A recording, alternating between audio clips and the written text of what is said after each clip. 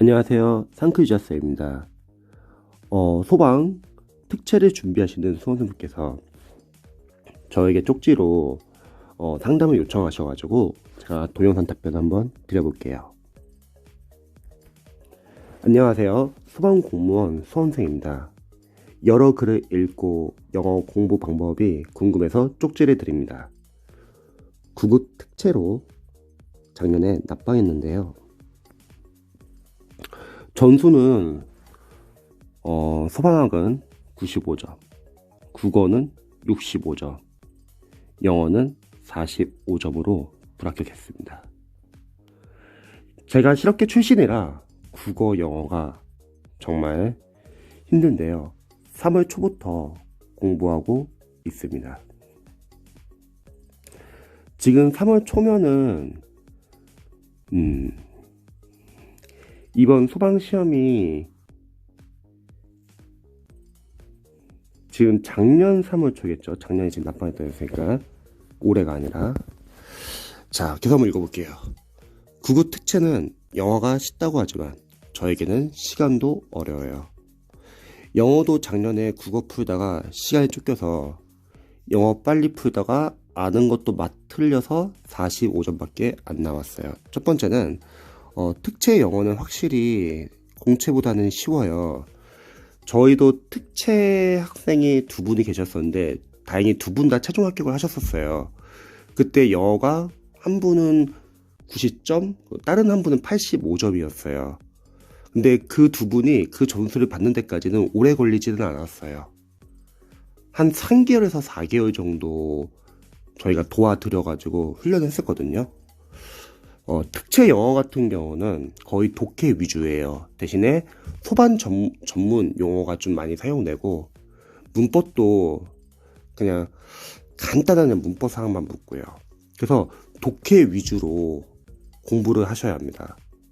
그리고 국어를 풀다가 시간이 쫓겨서 이거 같은 경우는 3과목을 지금 시험 보고 있는데 어떤 과목에서 어렵게 나올지 모르는데 만약에 틀리라고 내는 문제가 있잖아요. 진짜 어려운 문제들. 그런 문제가 풀리지 않으면요. 세모 표시하고 빨리 넘어가세요. 그 문제를 그 자리에서 풀기 힘든데 해결하려고 하면 결국 뒤에 맞출 수 있는 문제도 틀릴 수도 있고 뒤에 과목이 시간이 부족해질 수도 있습니다. 그래서 못 푸는 문제들은 일단 넘어가시고 뒤에 풀 수 있는 문제부터 먼저 푸시면 좋을 것 같아요. 자, 지금은 어휘를 열심히 외우고 하루에 80개 정도 자입스토리를 푸는데요. 일단 소방 경찰 기출을 풀면 25분을 풀고 70점 정도 나옵니다. 이 시점에서 가장 중점적으로 공부를 해야 하는 게 무엇인지 궁금해요. 부탁드립니다. 자, 조언을 드릴게요. 지금 시험이 이렇게 기간이 많이 남지는 않았잖아요. 근데 특채는 거의 독해 위주라는 거죠. 그러면 일단은 어휘는 본인이 보고 있는 어휘 교재를 꾸준하게 계속 봐주세요. 대신에 아는 단어는 보지는 마시고요. 되도록 모르는 단어로만 집중적으로 봐주세요. 그리고 평상시에 독해용 어휘 노트라는 거를 하나 만드셔가지고요. 독해를 풀면서 모르는 단어들을 정리를 해주세요. 그 독해에서 모르는 단어들 정리를 하면은 본인이 보고 있던 어휘 교재랑도 많이 겹치는 단어가 있을 거예요. 그러면 복습 효과도 있다는 거죠. 또는 본인이 보고 있는 어휘 교재에서 빠진 단어들도 많이 있을 거예요. 보통 소방 영어 강사들 어휘 교재가 좋은 편은 아니기 때문에 빠진 단어를 그 독해용 어휘 노트로 보완을 할 수 있다는 거죠. 그리고 독해용 어휘 노트는 집중적으로 암기할 필요는 없어요. 왜냐면 시간이 많지 않기 때문에 본인이 기존에 보고 있던 어휘 교재를 집중적으로 암기하시고요. 독해용 어휘 노트는 그냥 눈으로만 자주 보시면 좋을 것 같아요. 보통 저는 자투리 시간 보라고 하거든요. 쉬는 시간, 점심시간, 저녁시간, 집에 갈 때 버스 안이나 전철 안에서 또는 잠자기 전에. 잠자기 전에 이제 독해용 어휘 노트를 보시면요. 자는 동안에 단기 기억이 장기 기억으로 바뀐다고도 하네요. 그리고 다른 과목 공부할 때도 앞에 5분씩 넣어서 보세요. 그러면 독해용 어휘 노트만 거의 하루에 한 60분 정도가 더 확보가 됩니다. 그래서 어휘는 이렇게 보시고요. 문법은 진짜 간단한 자신이 봤던 문법 교재 위주로 그냥 포인트 위주로만 봐주세요. 문법 문제는 많이 안 나오고 나와도 간단한 것 정도만 묻기 때문에. 대신에 문법에서 문법 교재를 활용할 때 이런 거는 한번 좀 체크해 보세요. 단순하게 우리가 문법 문제를 맞추기 위해서 문법을 공부하다기보다는 그런 문법 사항들을 알아야지 독해 문장 구조 분석을 더 정확하게 할 수 있고 더 빠르게 할 수 있다는 거죠. 결국은 문법과 독해는 별개의 영역이 아니라 문법을 잘 해야지 문장 구조 분석이 돼가지고 독해를 더 빠르게 읽을 수 있다는 겁니다. 그래서 가지고 있는 문법 교재의 예문을 독해처럼 한번 활용해 보세요. 거기서 여러 가지 어법도 있을 거 아니에요. 그럼 결국 그 어법들을 알아야지 독해를 잘 할 수 있겠죠. 예를 들어서 독해에서 필요한 문법들이 있어요. 우리가 보통 동사 형식이라고 하면은 형식이 단순하게 문법에서 묻는다고 해서 외워야 되는 게 아니라 형식을 알아야지 우리가 문장 구조를 구에서 절 단위로 더 넓게 볼 수 있다는 거죠. 그 다음에 수동태도 잘 보셔야 돼요. 독해에서 상당히 중요합니다. 언제까지 독해에서 쉬운 능동태만 쓰는 건 아니에요. 수동태 많이 쓴다는 거죠. 그러면 이 수동태 문장을 딱 봤을 때 독해 문장에서 이게 능동태 몇 형식의 수동태인지를 볼 줄 알면 좋은 것 같아요. 이게 3형식의 수동태인지 4형식의 수동태인지 5형식의 수동태인지 또는 대절을 목적으로 취한 동사의 수동태인지 왜 이런 걸 알아야 되냐면 그래야지 빠르게 해석할 수 있을 거 아니에요. 그리고 만약에 수식하는 요소들이 있다. 그런 것들은 다 가로 표시를 해서요. 그래서 주요 요소로 위주로 봐야죠. 뭐 부사나 부사구, 부사절 다 가로 표시도 해보고요. 관계대명사 같은 경우는 우리 수험생분들이 좀 많이 취약한 게 주격, 소유격, 목적격 구별을 잘 못하는 경우도 있고 주격 보호 역할을 하는 관계대명사를 잘 못 보는 경우도 많습니다. 뭐 소유격 관계대명사라고 하면은 뭐 오브 위치도 있고 후즈도 있는데 이 두 개의 차이를 구별 못하시는 분도 많이 계시고 독해 지문에서 만약에 오브 위치가 쓰였다. 그러면 누군가는 소유격 관계대명사를 보는 분도 계시겠지만 또 누군가는 전치사 플러스 관계대명사를 보는 수험생도 계시겠죠. 그 다음에 다양한 관계대명사의 생략도 있고요. 그리고 뭐 이거 외에도 뭐 관계 형용사, 관계 부사, 복합 관계 대명사, 복합 관계 형용사, 복합 관계 부사 이런 걸 잘 모르면은 지문에서 만약 관계대명사 쓰였다. 해석이 안 되는 거죠. 그 다음에 만약에 분사가 쓰였다. 그러면 현재 분사 그리고 과거 분사 차이점 그리고 분사하는 역할 명사 앞에서 전치 수식으로 수식해줄 수도 있지만 명사 뒤에서 후치 수식도 가능하고요. 또 보어 자리 쓰는 서술정보도 많이 쓰인다는 거죠. 만약 현재 분사가 쓰인다면 또 우리 수험생들이 많이 취약한 게 동명사랑 구별을 잘 못하는 경우도 많고요. 그 분사 구문이 사용된다? 해석을 못하는 경우도 많고 어떠한 형태로 쓰인지 잘 모르는 경우가 많더라고요. 그 다음에 저 같은 경우는 구문은 동그라미 표시하라고 해요. 외워야 하는 구문. 그리고 투부정사도 상당히 중요해요. 준동사 중에서. 투부정사하면 뭐 명사절 용법, 형사절 용법, 부사절 용법. 아, 선생님 도대체 이런 거 왜 알아야 합니까? 독해서 쓰이니까요. 독해서 쓰이니까 그 용법을 알아야지 빠르게 해석할 수 있다는 거죠. 그 용법을 모르면 어떻게 됩니까? 감독해를 해요. 감독해를 하면 문장이 좀만 어려워지면 해석을 못해요. 그래서 명사절 용법, 형사절 용법, 부사절 용법 저희가 특채학생들을 4개월 만에 85에서 90점을 만든 비결은 아주 간단해요. 그냥 공채처럼 단단히 영어를 하루에 4시간씩 훈련을 시켰어요. 이런 용법을 따지면서요. 다행인 거는 특채 영어가 어렵지가 않아가지고 단기별로 연습을 하면은 충분히 고득점 맞을 수 있어요. 근데 지금 오랜 기간 동안 공부를 했는데 특채 영어가 점수가 잘 안 나온다. 공부 방법이 틀렸거나 또는 너무 강의에만 의존해서 본인이 직접 풀어보지 않고 계속 어려운 과정만 넘어가고 있거나 자신의 약점을 체크하지 못하고 넘어가거나 또는 앞에 기반 연습이 안 되거나 여러 가지 문제가 있겠죠. 그리고 투고서 나오면은 명사적 용법, 명사적 용법이라면 해석을 어떻게 하는지, 또 형용사적 용법이라면 명사를 수식하는 한정적 용법과 보호자에 쓰는 서술적 용법, 특히 서술적 용법에서 이 형식에서 뭐 비투 용법 같은 거 어떻게 해석하는지, 뭐 예정, 가능, 운명, 의도, 의무 등등등 많죠.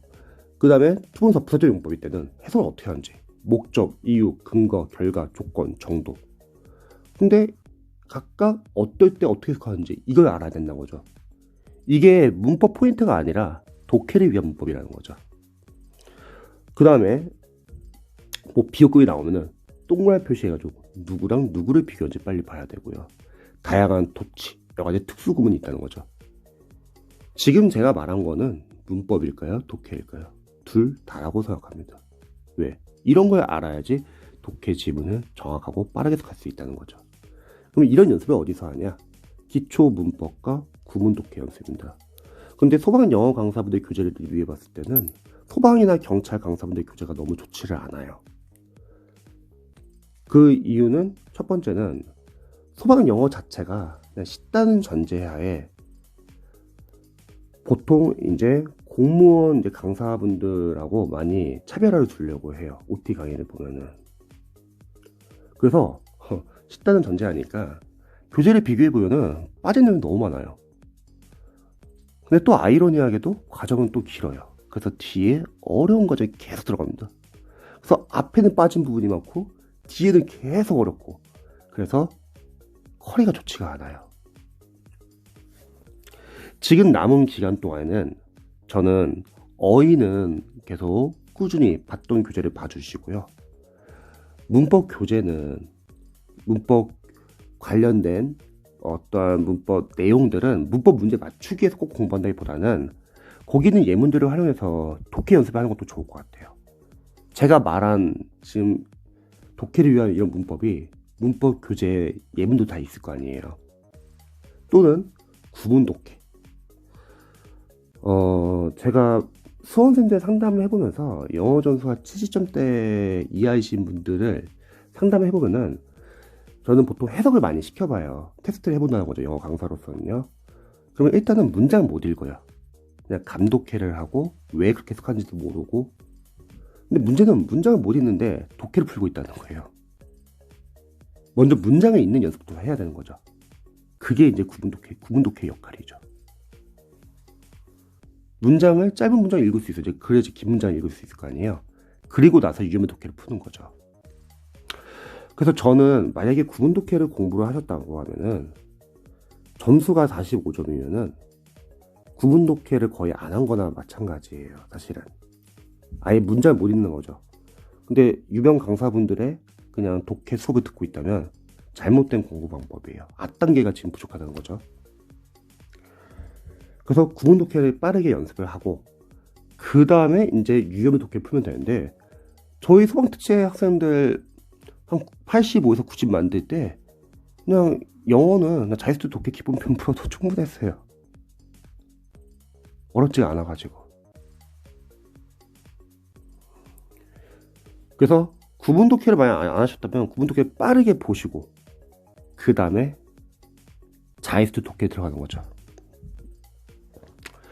자유투 독해에 들어갈 때는 활용 방법은 첫 번째는 유형별로 연습을 할 때 유형이 워낙 많고 문제수 많기 때문에 순서대로 풀기보다는 일단은 주요 유형을 좀 섞어서 풀었으면 좋겠어요.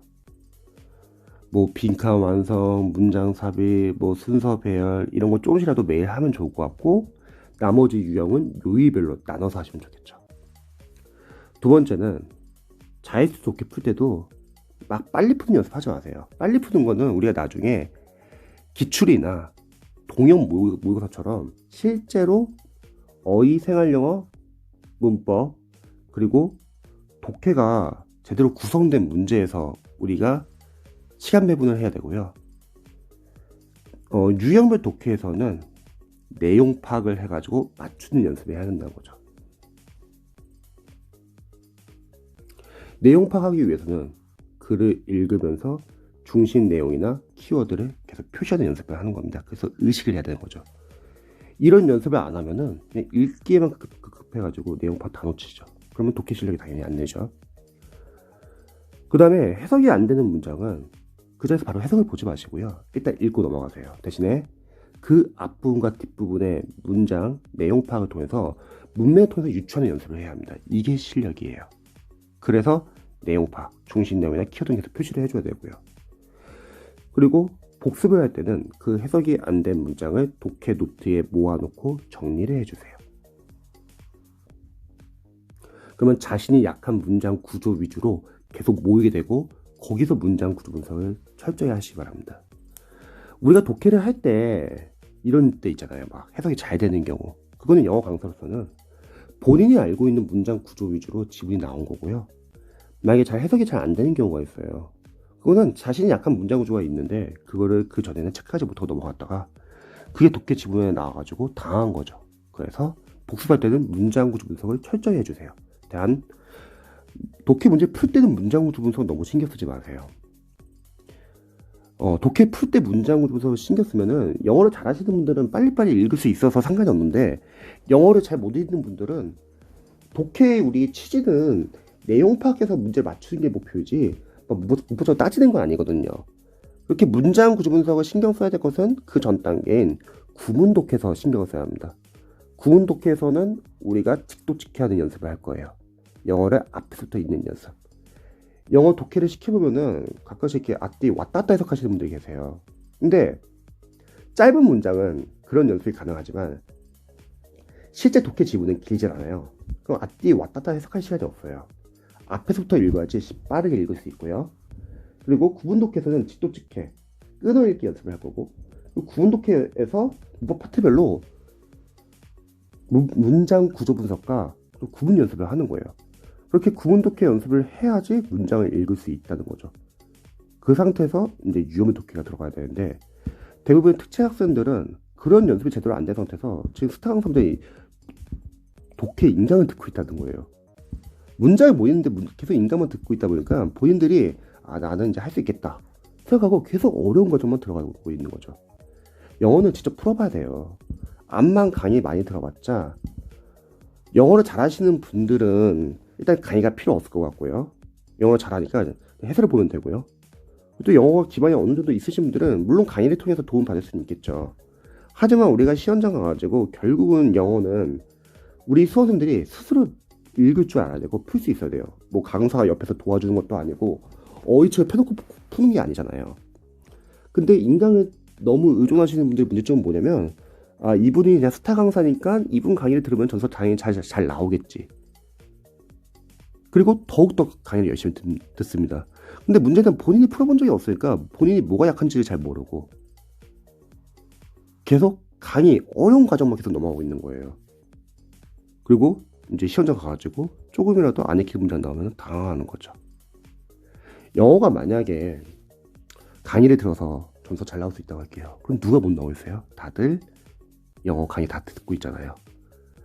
어느 정도 기반이 부족할 때는 영어 강의를 들어도 좋지만 실력이 쌓이시면요 자신이 직접 풀어봐야 합니다. 물론 많이 틀리겠죠. 괜찮아요. 틀리는 것에 대해서 스트레스 좀 덜 받으면 습득하기 상당히 유리합니다. 왜? 적어도 약점 파악이 되잖아요. 내가 이쪽 부분이 아직 약하구나. 그거를 자기 실력을 만드는 거죠. 그리고 유형별 독해를 풀 때 문장 구조 분석은 풀 때는 너무 하지 말자. 하지만 풀고 나서는 문장 구조 분석을 하자. 왜? 문장 구조 분석을 잘 할 줄 알아야지 독해를 더 빠르고 정확하게 읽을 수 있으니까요. 자신이 독해를 하는데 만약에 지금 잘 읽혀. 그건 본인이 알고 있는 문장 구조 위주로 나온 거고요. 만약 문장 잘 안 읽혀요. 그러면 문장 구조 분석이 제대로 안 되었었는데 평상시에 모르고 있다가 자기가 약한 문장 구조였는데 그게 독해 집에서 튀어나온 경우죠. 그리고 답의 근거를 찾는 연습도 해야죠. 정답의 근거, 오답은 왜 오답인지. 정답의 근거는 지문 안에 있을 거예요. 그게 뭐 제시되어서 나올 수도 있고요. 그거를 찾는 연습. 그래서 내용 파악이 중요하고요. 오답은 매력적인 오답 포인트가 있을 거예요. 그 오답을 피하는 연습. 이게 어떻게 보면 또 스킬하고 또 관련되어 있죠. 그 다음에 독해 실력을 가장 빨리 올리는 방법을 알려드릴게요. 우리가 유형별 독해에서 물론 속독은 안 한다고 했어요. 속독을 하면은 내용 파악 다 놓치고 감독해야 하고 그래서 천천히 읽자고 했는데, 그러면 수험생분들이 그러면 속독은 어떻게 해요? 속독이 나중에 될까요? 이런 고민 많이 하는데 속독은 돼요. 단 체계적으로 공부했을 때 우리가 어휘 계속 외우고 문법을 공부하면서 문법 포인트뿐만 아니라 독해를 위한 문법을 체크를 하고요. 그 다음에 구분 독해를 통해서 직도 독해 끊어읽기 문장 분석 구분 연습을 하고요. 독해를 유형별로 매일매일 꾸준히 풀고, 그리고 답의 근거 찾는 연습도 하고, 해석이 안 되는 문장들은 앞뒤 문맥을 통해서 유추하는 연습도 하고요. 이렇게 연습을 매일 하면은 당연히 문장이 쉽게 읽히지 않을까요? 그럼 당연히 속독이 되고요. 그래서 속독은 자연스럽게 따라오는 거예요. 이런 연습이 안 된 상태에서 그냥 무조건 빨리 읽으면은 그럼 그때부터는 감독회 시작인 거죠. 그럼 실력이 안 되겠죠. 그리고 이런 연습을 꾸준히 한다는 전제하에 이제 독해 실력 가장 빨리 올리는 방법을 알려드릴게요. 어휘예요. 특히 소방 특채는 소방 용어들이 많이 쓰기 때문에 소방 전문 용어 만약 자료 있으면 그거 보셔도 좋고요. 없으면은 네이버 블로그에서 영가 스파르타 센터 인천 부평점 소방 영어 어휘 생활 영어 자료가 있어요. 그거 다운받으셔도 되고요. 어휘를 독해에서 풀면서 모르는 어휘들을 싹 다 정리하세요. 왜냐면 독해에서는 자주 쓰는 어휘들 위주로 쓰여요. 그걸 독해용 어휘 노트 정리하고 자투리 시간에 봐주세요. 평상시에는 본인이 보고 있는 어휘 교재를 보시고 자투리 시간. 그래서 아까 말했듯이 쉬는 시간, 점심시간, 저녁시간, 집에 갈 때 버스 안이나 전철 안에서 또는 잠자기 전에, 타과목 공부하기 전에, 그럼 하루에 60분 더 챙길 수 있다는 거죠. 그래서 이 정도 연습만 하시면 좋을 것 같아요. 그리고 가끔씩 뭐 기출이나 모의고사 같은 거 조금씩 풀어도 좋고요. 그래서 지금부터 남은 기간은 제가 볼 때는 그냥 똑같이 공부하지 마시고요. 자신이 부족한 부분을 체크해가지고 보완하는 공부를 하세요.